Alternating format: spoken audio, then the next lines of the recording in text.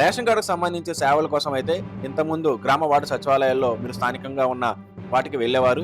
అయితే ఇక మీదట మీరు దగ్గరలో ఉన్న మీ సేవా సెంటర్‌కి వెళ్ళినా సరే ఈ యొక్క సర్వీసులు అయితే అవైలబుల్‌గా ఉంటాయండి. అయితే ఆ 9 రకాల సర్వీసులు ఏంటి అంటే కొత్త రేషన్ కార్డ్ దరఖాస్తు అండి. అంటే ఎవరైనా ఇంతవరకు అర్హతలుండి కొత్త రేషన్ కార్డ్‌కి అప్లై చేసుకొని లేకపోతే వారు కొత్త రేషన్ కార్డ్ అప్లై చేసుకోవడానికి ఈ యొక్క సర్వీసులు అయితే ఉపయోగపడతాయండి. అంతేకాకుండా సభ్యుల్ని యాడింగ్ గాని, తొలగింపు గాని అంటే పిల్లలు గాని ఎవరైనా పుట్టినట్టయితే వారిని రేషన్ కార్డ్‌లో యాడ్ చేసుకోవడానికి గాని, లేదా ఎవరైనా చనిపోతే వారిని రేషన్ కార్డ్ నుంచి డిలీట్ చేయడానికి గాని, ఈ యొక్క ఆప్షన్ కోసం రేషన్ కార్డ్‌లో యాడింగ్ మరియు డిలీషన్స్ అనేవి ఇవ్వడం అయితే జరిగిందండి. ఇక స్ప్లిట్టింగ్ అంటే మ్యారేజ్ అయిన కొడుకు గాని, కోడలు గాని ఉన్నట్టయితే తల్లిదండ్రుల దగ్గర నుంచి కొడుకు, కోడలు విడిపోవడానికి స్ప్లిట్టింగ్ అనే ఆప్షన్ అయితే ఇవ్వడం అయితే జరిగిందండి. అంటే వారికి సెపరేట్‌గా కార్డ్ రావడం కోసం స్ప్లిట్టింగ్ అనే ఆప్షన్ అయితే ఇవ్వడం అయితే జరిగిందండి. ఇంకా అడ్రెస్ కరెక్షన్ వివరాలకొస్తే నివాసాలు మారినప్పుడు వారి యొక్క అడ్రెస్ అనేది కరెక్షన్ కోసం అడ్రెస్ కరెక్షన్ కూడా ఆప్షన్ ఇవ్వడం జరిగిందండి.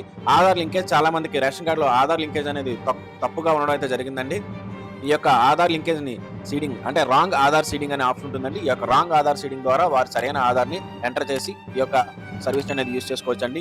ఇక డూప్లికేట్ రేషన్ కార్డ్ అంటే రేషన్ కార్డ్ పోయినా, లేకపోతే రేషన్ కార్డ్ ఇంతవరకు తీసుకోకపోయినా వారికి రేషన్ కార్డ్ డూప్లికేట్‌గా కావాలనుకుంటే ఈ యొక్క డూప్లికేట్ రేషన్ కార్డ్ సర్వీస్ ద్వారా వారు డూప్లికేట్ రేషన్ కార్డ్‌ని పొందవచ్చు.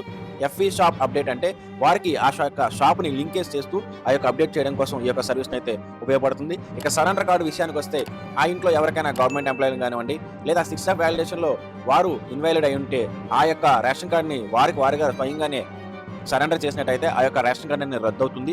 ఈ యొక్క సర్వీస్‌ని కూడా యూజ్ చేసుకోవడానికి ఆప్షన్ అయితే ఇచ్చారండి.